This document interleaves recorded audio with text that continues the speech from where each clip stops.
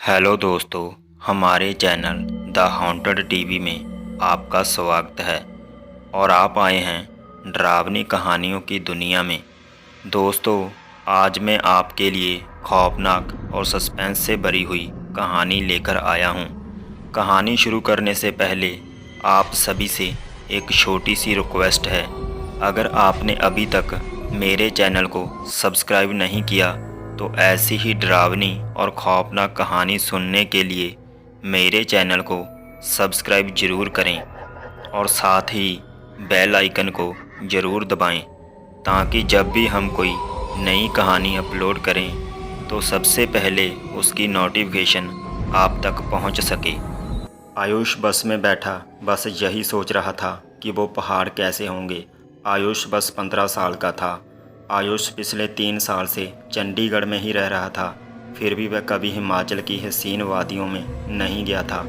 पर उसका सपना इस स्कूल ट्रिप में पूरा होने वाला था। ढेर सारे लंच बॉक्स से खाना खाते हुए और अंताक्षरी खेलते हुए पूरा दिन बीत गया था। वो शिमला पहुंचने ही वाले थे। पता नहीं कैसे उनकी बस, जो कुछ मिनट पहले एकदम ठीक चल रही थी, जिसमें से धुआं निकलने लगा। रात बहुत हो चुकी थी और बच्चे साथ में थे, तो सब टीचर्स ने मिलकर फैसला लिया कि वो पास के होटल के अंदर रुक जाएंगे और सुबह मैकेनिक को बुलाकर बस ठीक करवाकर शिमला के लिए रवाना हो जाएंगे।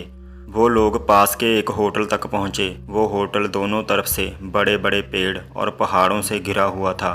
सब टीचर्स ने बच्चों को होटल में अलग अलग कमरों में बांट दिया और डिनर के बाद सब सोने चले गए। आयुष को अपने 2 दोस्तों अमन और रोहन के साथ कमरा मिला था और वो बहुत खुश था क्योंकि वो दोनों काफ़ी अच्छे फ्रेंड्स थे। आयुष, अमन और रोहन जब कमरे में गए तो कमरे की खिड़की से उन्हें जंगल के बीचों बीच एक झील दिखाई दी। उन सभी को याद था कि कैसे पिछली स्कूल ट्रिप पर रात में 2 बच्चे ऐसे ही झील पर निकले थे और वो स्कूल के सबसे पॉपुलर बच्चे बन गए थे। तो उन तीनों ने भी प्लान बनाया कि इस बार वो भी कुछ कारनामा करेंगे। उन्होंने सोचा कि वो होटल से चुपके से निकल जाएंगे और उस झील पर जाकर फ़ोटो खींचकर वापस आ जाएंगे। जैसे ही होटल का गार्ड सौ गया तो वो तीनों निकल गए। झील दिखने में तो होटल से ज़्यादा दूर नहीं लग रही थी, पर वो तीनों करीब आधा घंटा से झील की तरफ चले जा रहे थे और जंगल का रास्ता था कि ख़त्म ही नहीं हो रहा था। ठंड बहुत ज़्यादा बढ़ चुकी थी और सुनसान जंगल में उन तीनों की ठंड के मारे हालत ख़राब हो रही थी। उन्होंने अपना फ़ोन चेक किया तो उसमें सिग्नल नहीं था।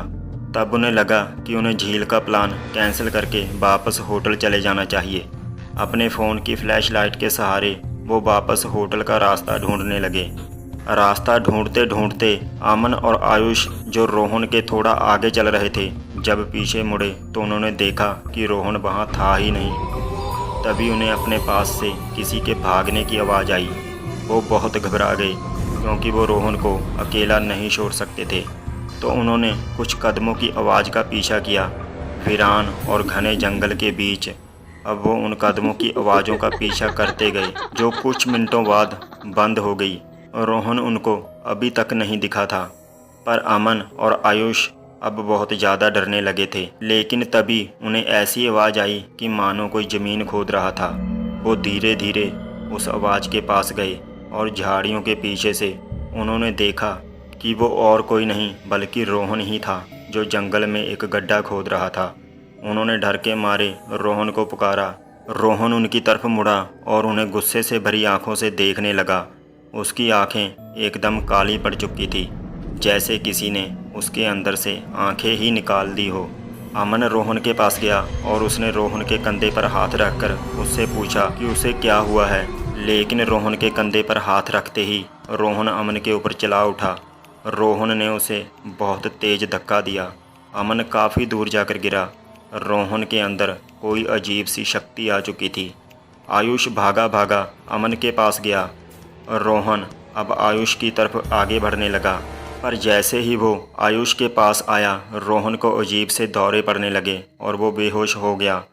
आयुष उसको होश में लाने की बहुत कोशिश करने लगा और जैसे ही रोहन होश में आया, उसने अमन की तरफ देखा और ज़ोर से चिल्लाते हुए कहने लगा, वो जो अमन के अंदर है। तभी आयुष ने देखा तो अमन सिर झुकाए नीचे बैठा था उसने अचानक से अपना सिर उठाया और उसकी आंखें भी बिल्कुल काली पड़ चुकी थी। इससे पहले आयुष और रोहन कुछ कर पाते, अमन जो कुछ देर पहले घायल हो चुका था वो उठकर जंगल के अंदर भागने लगा।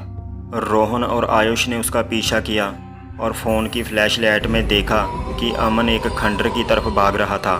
करीब जाकर उन्हें दिखा कि वो खंडर दरअसल में एक बहुत पुराना घर था, जिसे देखकर ऐसा लग रहा था कि वहाँ सालों से किसी इंसान ने कदम भी नहीं रखा था।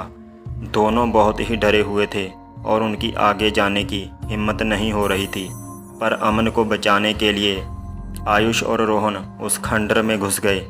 ऊपर के फ्लोर पर उन्हें किसी की आवाज़ आ रही थी। वो आवाज़ के पास पहुँचे तो जो उन्होंने देखा उस पर उन्हें विश्वास ही नहीं हुआ।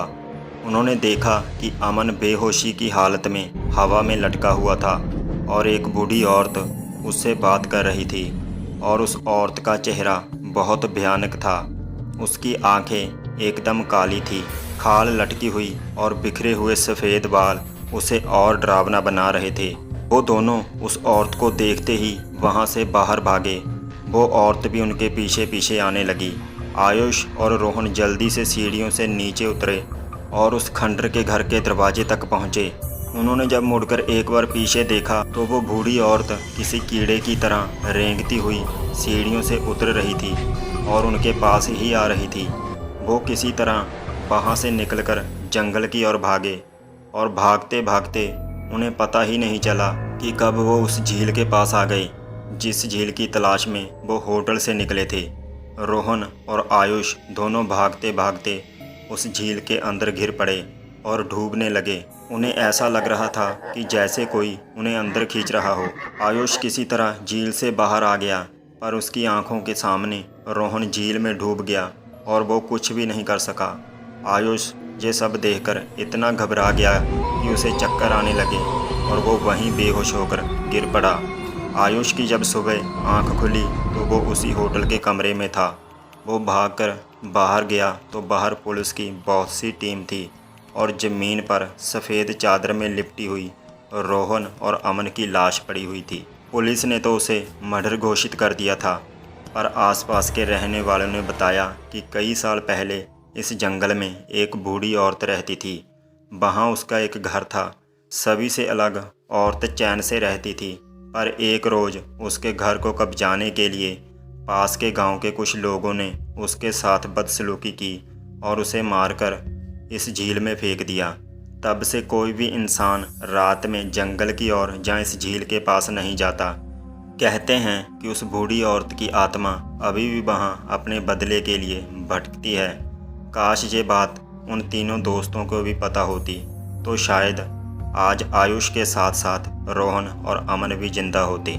तो दोस्तों, कैसी लगी आपको मेरी ये कहानी कमेंट करके ज़रूर बताएं। और अगर अभी तक आपने हमारे YouTube channel the haunted TV को सब्सक्राइब नहीं किया तो अभी हमारे चैनल को सब्सक्राइब करें, ताकि मैं आगे भी आपके लिए ऐसी ही कहानी लेकर आता रहूं।